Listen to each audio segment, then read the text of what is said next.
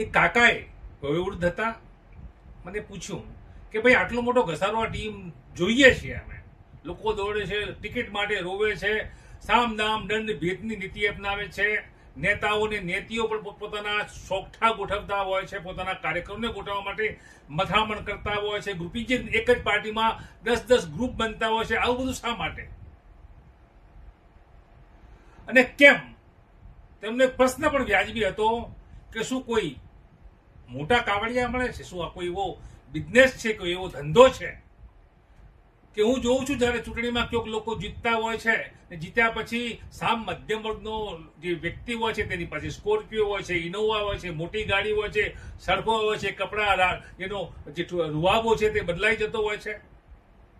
તો મેં તેમને રોક્યા કે બિલકુલ સાચી વાત છે, આ વસ્તુ હોય છે, પણ ક્યાંક જે વિરોધ પક્ષમાં હોય છે અથવા જે લોકોને કામ નથી મળતું, સમિતિઓ નથી મળતી, હોદ્દો નથી મળતો, તે તો પોતાની જીવનશૈલી બદલી પણ નથી શકતા. કાકાએ સ્વીકાર્યું કે બિલકુલ વાત આ બરાબર છે, મેં આ પણ જોયું છે.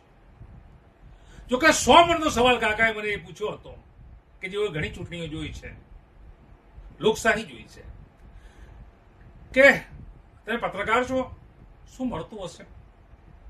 વિધાનસભામાં તો લડતા ધારાસભ્યોને બંગલો, ગાડી, નોકર ચાકર જેવું ખાસું બધું હોય છે, કર્મચારીઓ મળતા હોય છે, ભથ્થા મળતા હોય છે, 5 વર્ષ પૂરા કરે વળી પાછું પેન્શન પણ મળતું હોય છે.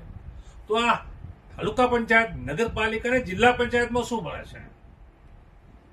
મારા માટે પણ સંશોધનનો વિષય હતો, જે મેં સાંભળ્યું હતું, મારી પાસે જ્ઞાન હતું, કે મને લાગ્યું ક્યાંક અપૂરતું આ વિષય માટે છે. આપણે સંશોધન કર્યું, સૌથી વિશ્વાસી સંશોધન ChatGPT, AI, ત્યાં જાણવા મળ્યું. ત્યારે મારી આંખો પણ પહોળી થઈ, કશું મોટું મળતું નથી, થોડા મોટા ટીએ ને ભથ્થા અને એવું મળે છે, પણ એ કોઈ મોટો એવો આંકડો નથી કે આટલા મોટા લાંબા લાંબા પ્રવાસો હોય છે. અમદાવાદ, ગાંધીનગર, જિલ્લા મુખ્યાલય, દરેક પાર્ટીઓના કાર્યકરોએ, નેતાઓ જ્યારે ચૂંટાય ત્યારે જવું પડતું હોય છે, ચૂંટણી કરતા હોય છે. હવે આજથી જ્યારે ચૂંટણી પ્રચારના શ્રી ગણેશ લોકો કર્યા છે, ત્યારે ચૂંટણી પ્રચારના શ્રી ગણેશમાં પણ ઉમેદવારોએ મતદારોને રીઝવવા માટે નાના મોટા ખર્ચા પણ કરવા પડતા હોય છે. પેનલમાં પણ ઝઘડા થતા હોય છે, પેલે વધારે ખર્ચા, પેલે ઓછા ખર્ચા, ભજીયા બનાવવા પડતા હોય છે, નાસ્તો કરાવવો પડતો હોય છે, ચા પાણી કરાવવી પડતી હોય છે, તંબુ લગાવવા પડે છે, ટેન્ટ લગાવવા પડતા હોય છે, અને સાહિત્ય લાવવું પડતું હોય છે. ક્યાંક મોટી મોટી પાર્ટીમાં સાહિત્ય મળે છે, પરંતુ ઘરનું વસાવવું પડતું હોય છે, સીમિત સાહિત્ય મળતું હોય ત્યારે ઘરના કાવડિયા પણ કાઢવા પડતા હોય છે, વાહન દોડાવવા પડતો હોય છે, માઇક લાવવું પડે છે, રિક્ષા દોડાવવી પડતી હોય છે, મોટી ગાડી વોટ મને આપજો મારું નિશાન છે, આંકડો પાડવો પડતો હોય છે.